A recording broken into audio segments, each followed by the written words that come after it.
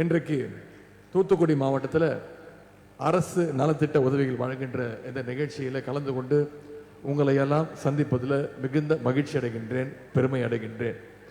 3 நாட்களில் இவ்வளோ சிறப்பான மிகப்பெரிய ஒரு நிகழ்ச்சியை ஏற்பாடு செய்திருக்கின்ற முதல்ல அமைச்சர் அவர்களுக்கும் மாவட்ட நிர்வாகத்திற்கும் என்னுடைய நன்றியை, இங்கே வந்திருக்கக்கூடிய பயனாளிகளின் சார்பாக என்னுடைய நன்றியை நான் தெரிவித்துக் கொள்கின்றேன். இந்த விழாவிற்கு வருவதற்கு முன்பு தூத்துக்குடி அரசு மருத்துவக் கல்லூரி மருத்துவமனையில் 136 கோடி ரூபாய் மதிப்பீட்டில் super speciality hospital for infant care and maternal care உயர்தர சிறப்பு மகப்பேறு மருத்துவமனை கட்டடத்தையும், திருச்செந்தூர் அரசு மருத்துவமனையில் 38 கோடி ரூபாய் மதிப்பீட்டில் இதே போல உயர்தர சிறப்பு மகப்பேறு மற்றும் குழந்தைகள் நலப்பிரிவு கட்டடத்தையும் திறந்து வச்சுட்டு தான் இன்னைக்கு இந்த நிகழ்ச்சிக்கு நான் வந்திருக்கின்றேன். இந்த புதிய மருத்துவ கட்டமைப்புகள் தூத்துக்குடி மாவட்ட மக்கள் உங்களுக்கு நிச்சயம் மிகப்பெரிய உதவியாக இருக்கும்னு நாங்கள் நம்புகிறோம். இந்த மருத்துவமனைகளுடைய சேவைகளை நல்லபடியாக சிறப்பாக நீங்கள் பயன்படுத்திக்கோங்க.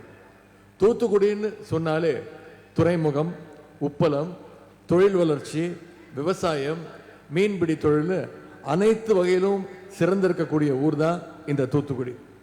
தொழில் வளர்ச்சியில் இன்னைக்கு சென்னையோடு போட்டி போடுற அளவுக்கு தூத்துக்குடி மிக மிக வேகமாக முன்னேறி வந்து கொண்டிருக்கிறீங்க. அதற்கு காரணம் தூத்துக்குடி மாவட்ட மக்கள் உங்களுடைய உழைப்பும் ஒற்றுமையும் தான் மிக மிக முக்கியம் இந்த வளர்ச்சிக்கான காரணம். இன்னைக்கு இந்த நலத்திட்ட உதவிகள் நிகழ்ச்சியில 4000 பயனாளிகளுக்கு 110 கோடி ரூபாய் அளவிலான அரசு திட்டங்களை வழங்க இருக்கின்றோம். எனவே இந்த திட்டத்திற்கு, இந்த நிகழ்ச்சிகளை பங்கு பெறுவதற்கு ஆயிரக்கணக்கில் நீங்கள் வந்திருக்கிறீங்க. இன்னும் பெருமை என்னன்னா, அதுலேயும் மகளிர் நிறைய பேர் இந்த நிகழ்ச்சியில் கலந்து கொள்ள வந்திருக்கிறீங்க. உங்களுக்கு என்னுடைய வாழ்த்துக்கள். இன்னைக்கு தமிழ்நாடு பொருளாதாரத்தில் மிகப்பெரிய அளவில் முன்னேற்றம் அடைஞ்சிருக்குன்னா அதற்கு இங்கே இருக்கக்கூடிய மகளிர் அவங்களுடைய உழைப்பு மிகப்பெரிய முக்கியமான ஒரு காரணம். அதனால்தான் நம்முடைய முதலமைச்சர் அவர்கள் ஆட்சி பொறுப்பு ஏற்றதிலிருந்து ஒவ்வொரு திட்டத்தையும் மகளிருக்கு என்னென்ன தேவைன்னு பார்த்து செஞ்சிருக்கிறாங்க. ஆட்சி பொறுப்பு ஏற்றவுடன் நம்முடைய முதலமைச்சர்கள் போட்ட முதல் கையெழுத்து மகளிருக்கான விடியல் பயண திட்ட கையெழுத்து. இன்னைக்கு அந்த திட்டத்தின் கீழே 960 கோடி பயணங்களை மகளிர் மேற்கொண்டிருக்கிறாங்க. இன்னைக்கு தூத்துக்குடி மாவட்டத்தில் மட்டும் சுமார் 12 கோடி பயணங்களை மகளிர் விடியல் பயண திட்டத்தின் மூலம் மகளிர் மேற்கொண்டிருக்கிறாங்க. அதே போல மகளிர் காலையில் எந்திரிச்சு சீக்கிரம் வேலைக்கு போற பெற்றோர்கள் குறிப்பா பசங்களை பள்ளிக்கூடத்துக்கு அனுப்புறதுக்கு முன்னாடி சமைக்கிறதுக்கு நேரம் இருக்காது. சாப்பிடாமே குழந்தைங்களை பள்ளிக்கூடத்துக்கு அனுப்பிச்சிடுவாங்க. ஆனால் அதன் பிறகு உட்காந்து யோசிச்சுட்டு இருப்பாங்க, பையன் குழந்தை ஸ்கூலுக்கு போச்சே, சாப்பிட்டானா, பசியோடு இருப்பானே, படிச்சானா அப்படின்னு. அதை போக்குவதற்காக நம்முடைய முதலமைச்சர் அவர்கள் கொண்டு வந்த திட்டம் தான் முதலமைச்சருடைய காலை உணவு திட்டம். இன்னைக்கு தமிழ்நாடு முழுக்க 22 லட்சம் குழந்தைங்க இந்த திட்டத்தின் கீழே பயன்பெற்றுக்கிட்டு இருக்காங்க. இந்த தூத்துக்குடி மாவட்டத்தில் மட்டும் ஒவ்வொரு நாளும் 52,000 மாணவ மாணவிகள் குழந்தைங்க இந்த முதலமைச்சர் காலை உணவு திட்டத்தின் மூலம் பயன்பெற்றுக்கிட்டு வராங்க.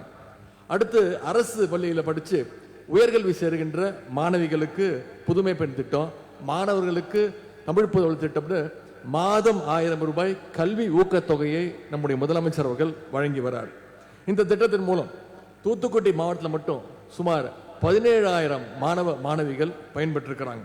நம்முடைய முதலமைச்சருடைய கனவு திட்டமான நான் முதல்வன் திட்டம் தொடங்கப்பட்ட பிறகு இன்னைக்கு தமிழ்நாடு முழுவதும் ஏராளமான வேலை வாய்ப்புகளை நம்முடைய இளைஞர்களுக்கு நாம் உருவாக்கி இருக்கின்றோம். நேற்றுக்கு நீங்க பார்த்திருப்பீங்க, செய்திகளில் பார்த்திருப்பீங்க, ஒன்றிய அரசுடைய யூபிஎஸ்சி தேர்வு முடிவுகள் வெளிவந்திருக்கு. இதுல 10 ஆண்டுகள் கழிச்சு நம்முடைய தமிழ்நாட்டை சேர்ந்த 2 பேர் அகில இந்திய அளவில் டாப் 10 ரேங்க்ல 2 பேர் தமிழ் மாணவர்கள் இடம் பிடிச்சிருக்கிறாங்க. அதில் நம்பர் 2 நம்முடைய தமிழ்நாட்டை சேர்ந்த ஒரு மாணவி.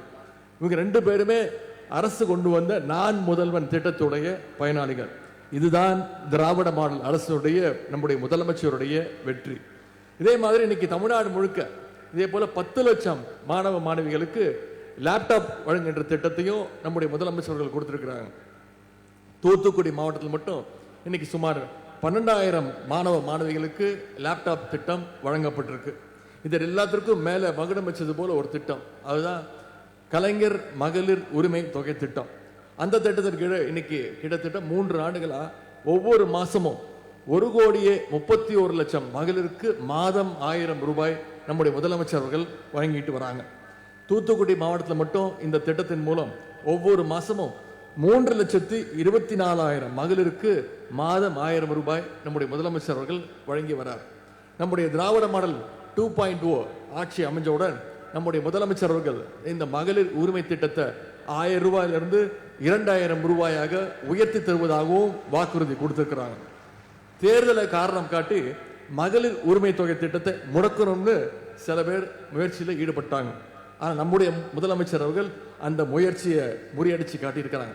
அது மட்டும் இல்லை, ஒட்டுமொத்த இந்தியாவும் வியக்கிற வகையில் ஒவ்வொரு மகளிர் அக்கௌண்ட்லையும் 1,32,00,000 மகளிர் அக்கௌண்ட்லையும் இந்த போன மாசம் 5,000 ரூபாயை கிரெடிட் செஞ்சு கொடுத்திருக்கிறாங்க. அதே போல கோடை கால சிறப்பு நிதியாக கைம்பெண், முதியோர், மாற்றுத்திறனாளிகள் 38 லட்சம் பேருக்கு 2,000 ரூபாய் சிறப்பு நிதியை முதலமைச்சர் அவர்கள் கொடுத்திருக்கிறாங்க. இந்த தூத்துக்குடி மாவட்டத்திற்கும் ஏராளமான திட்டங்களை நம்முடைய அரசு செஞ்சு கொடுத்திருக்கு.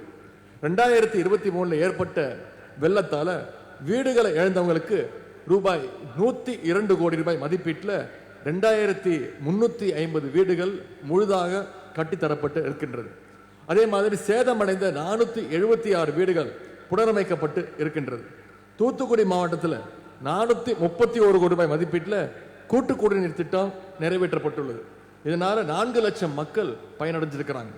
திருச்செந்தூர் அருள்மிகு சுப்பிரமணிய சாமி கோவில்ல சுமார் 306 கோடி ரூபாய் மதிப்பீடு ஒருங்கிணைந்த வளாகம் மற்றும் திருப்பணிகள் மேற்கொள்ளப்பட்டிருக்கு.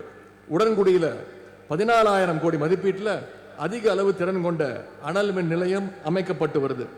36 கோடி ரூபாய் செலவில் மினி டைடல் பார்க்கும் உங்களுக்கு கிடைச்சிருக்கு. இப்படி தூத்துக்குடி மாவட்டத்திற்கு நம்முடைய அரசு செஞ்சிருக்கக்கூடிய திட்டங்களை சொல்லிக்கொண்டே போகலாம்.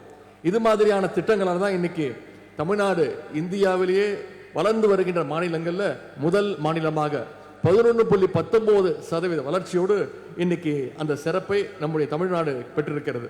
இன்னைக்கு மகளிர் சுயஉதவிக்குழு சகோதரிகள் நிறைய பேர் வந்திருக்கிறீங்க. இந்தியாவிலேயே முதலாக மகளிருக்கு சுய உதவி குழுக்களை ஆரம்பிச்சது நம்முடைய திராவிட முன்னேற்ற கழக அரசு ஆரம்பித்து வைத்தவர் முத்தமிழர் டாக்டர் கலைஞர் அவர்கள் தான். மகளிர் சுய உதவி குழு சகோதரிகளுக்கு இந்த 5 வருடங்கள்ல மட்டும் சுமார் 1,30,000 கோடி அளவுக்கு வங்கி கடன் வழங்கப்பட்டிருக்கு. மற்றவங்க கிட்ட வேலை கேட்கிற நிலைமை மாதிரி மகளிர் நீங்க இன்னைக்கு 4 பேருக்கு நீங்க வேலை கொடுக்கிற அளவுக்கு தமிழ்நாட்டு மகளிர் நீங்க முன்னேறி இருக்கின்றீங்க. அதனால்தான் ஐடி கம்பெனியில கொடுக்கிற மாதிரி மகளிர் குழு சகோதரிகளுக்கு ஒவ்வொருத்தருக்கும் அவங்களுடைய புகைப்படம் பேரோட போட்டு ஐடி கார்ட்ஸ் நம்முடைய ஆட்சியில் கொடுக்கப்பட்டிருக்கு. இந்த கார்டுகளை நீங்க வாங்கியிருப்பீங்க. இந்த கார்டுகளை முறையாக பயன்படுத்துங்க. இந்த கார்டுகளை பயன்படுத்தி உங்களுடைய குழு தயாரிக்கின்ற அந்த பொருட்களை 25 கிலோ வரைக்கும் 100 கிலோமீட்டர் தூரத்திற்கு நீங்க எந்தவித கட்டணமும் இல்லாம எடுத்துக்கொண்டு போய் நீங்க அதை விற்பனை செய்ய முடியும். இன்னைக்கு கடன் இணைப்பு பெற்றுள்ள சகோதரிகள் நீங்களும் பொருளாதார தன்னிறைவு பெற்ற தொழில் முனைவோரா வரணும்னு நாங்க வாழ்த்துறோம். அடுத்து இந்த விழாவில் கலைஞர் கனவு இல்லத்திற்கான ஆணைகளும் வீட்டு மனை பட்டாக்களும் வழங்க இருக்கின்றோம். குடிசை மாற்று வாரியத்தை தொடங்கி தமிழ்நாட்டில் இருக்கக்கூடிய குடிசை வீடுகளை எல்லாம் கான்கிரீட் வீடுகளா மாற்றியவர் முத்தமிழர் டாக்டர் கலைஞர் அவர்கள் தான். அப்படிப்பட்ட கலைஞருடைய பெயர்ல நம்முடைய முதலமைச்சர் அவர்கள் சாமானிய மக்களுக்கான வீடுகளை தந்துட்டு இருக்கிறாங்க. குடியிருக்க வீடு எவ்வளவு முக்கியமோ அதே போல அந்த வீட்டிற்கான பட்டா மிக மிக முக்கியம்.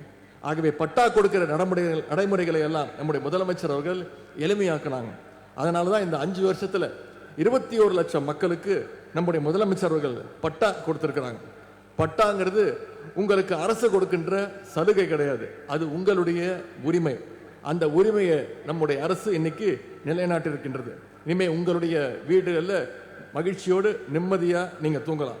ஆகவே பட்டா பெற்ற உங்க அத்தனை பேருக்கும் எங்களுடைய வாழ்த்துக்களை நாங்க தெரிவிச்சுக்கிறோம். இங்க நிறைய மாற்றுத்திறனாளிகள் வந்திருக்கிறீங்க.